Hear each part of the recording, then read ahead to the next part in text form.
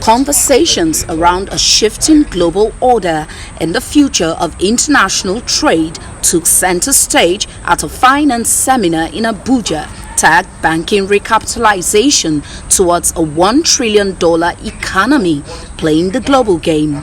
At the heart of the dialogue is a growing concern how sweeping economic reforms in the United States could send shockwaves through global markets and leave vulnerable economies at risk if unprepared.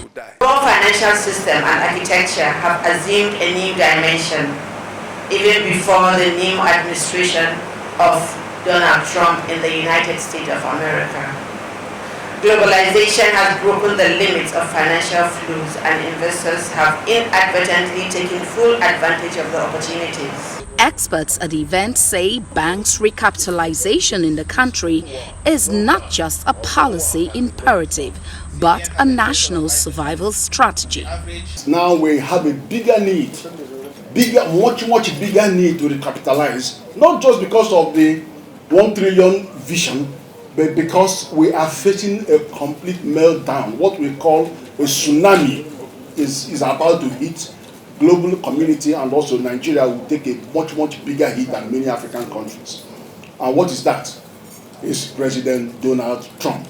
From Washington, D.C. to Abuja and the high streets in Lagos, Nigeria, global trade is shifting grounds as economic reforms championed by President Donald Trump are reviving old debates about tariffs and economic policies.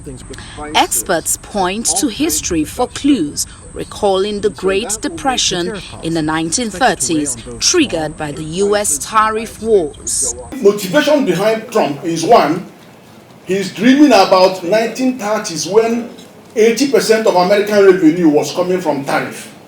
Today is only 4%. What Jimmy Carter said is this, that we should learn a lesson from what happened in the Great Depression. That when you impose tariff and have high tariff walls, what you do is that you condone inefficiency, people stop innovating, they stop being competitive, and then suddenly they will start running behind government. And the government will now begin to bring subsidy and prices will begin to rise. Today, policies like the ones being proposed by U.S. President Donald Trump threaten the delicate balance of global trade. So the expected impact that we envisaging includes that we'll be able to have our banks strong enough to power the small, medium-scale enterprises and startups, facilitating job creation and economic diversification, which is what will power the $1 trillion economy. We'll be able to build resilience against external shocks. Meanwhile, global powers such as China are already reacting, challenging America's financial dominance and as well seeking alternatives to the US dollar.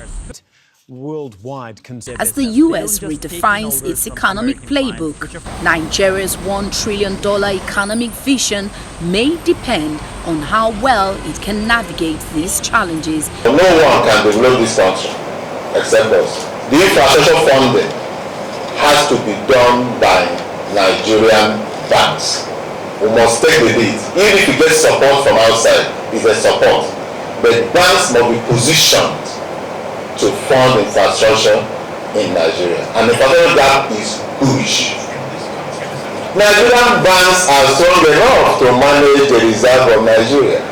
And we are saying that Nigeria should believe in themselves and in their institutions. For the Nigerian economy, the stakes are high as oil prices decline, reserves stress thin, and global trade tensions escalate. Today, if you take the financial soundness indicators, whether you're looking at non-performing loans, CBN has a threshold of 5%. On the average, NPLs in the banking sector is under 5%. If you're looking at the capital adequacy ratio, which is the ratio of capital to the risk-weighted assets, again, banks, we understand again by the numbers released by the central bank, we have above 10%.